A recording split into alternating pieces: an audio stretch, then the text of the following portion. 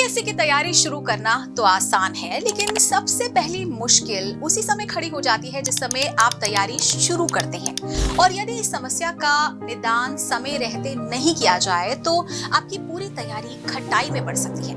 अब आप सोच रहे होंगे कि ऐसी कौन सी समस्या है जो पूरी तैयारी खराब कर सकती है, तो इसका जवाब है शुरुआत। जी हाँ, अधिकांश स्टूडेंट्स यही फैसला नहीं कर पाते कि आखिर शुरुआत कहाँ से की जाए।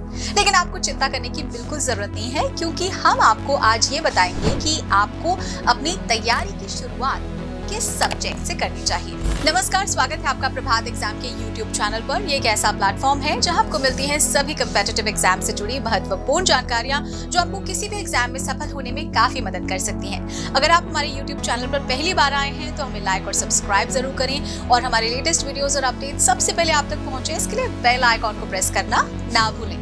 तो आइए शुरुआत करते हैं आज के वीडियो की, जो है यूपीएससी 2024 प्रेपरेशन किस विषय से शुरू करें। तो यूपीएससी सिविल सेवा की तैयारी कोई 100 मीटर रेस नहीं है, बल्कि एक मैराथन है।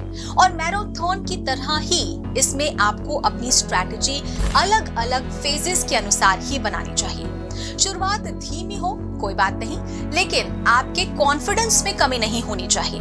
दरअसल शुरुआत का फेज इतना इम्पोर्टेंट इसलिए है क्योंकि इसी दौरान आप अपनी पूरी तैयारी की नींव रखते हैं और आपका कॉन्फिडेंस भी इसी दौरान बनता या गिरता है।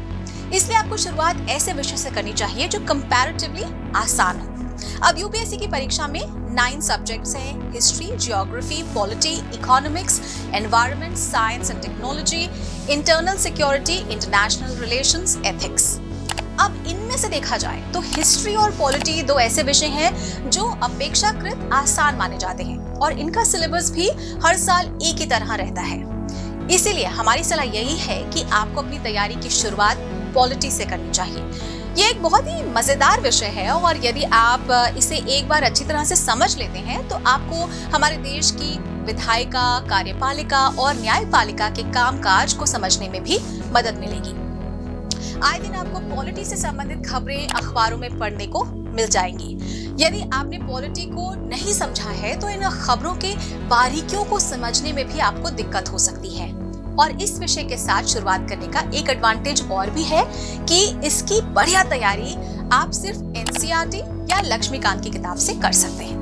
और इसके बाद आप हिस्ट्री या ज्योग्राफी में से कोई भी विषय पढ़ सकते हैं।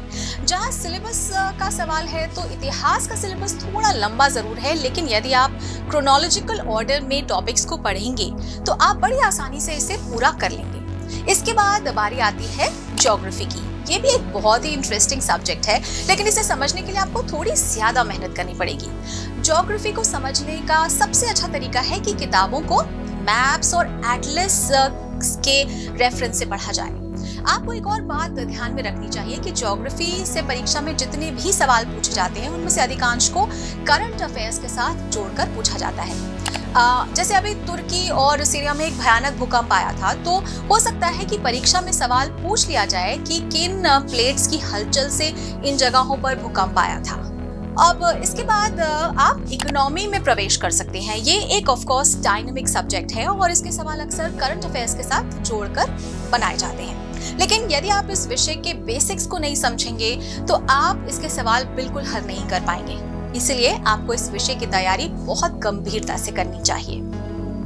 अब दोस्तों, यहाँ हमने जिन 4 विषयों की बात की है उनका पूरा सिलेबस आप एनसीईआरटी से कवर कर सकते हैं। और आपको ये क्रोनोलॉजिकल ऑर्डर इसलिए फॉलो करना चाहिए क्योंकि आसान विषय से शुरुआत करने से आपका कॉन्फिडेंस बढ़ेगा और जब आप मुश्किल विषयों की ओर जाएंगे तो आप सिलेबस का एक बड़ा हिस्सा कवर कर चुके होंगे और आप उन विषयों पर अपना पूरा ध्यान लगा सकेंगे। लेकिन यदि आप चाहें तो इस क्रोनोलॉजिकल ऑर्डर में अपने पसंद के विषय के अनुसार बदलाव भी कर सकते हैं। यानी यदि आपको ज्योग्राफी बहुत इंटरेस्टिंग लगती है तो आप उससे भी शुरुआत कर सकते हैं।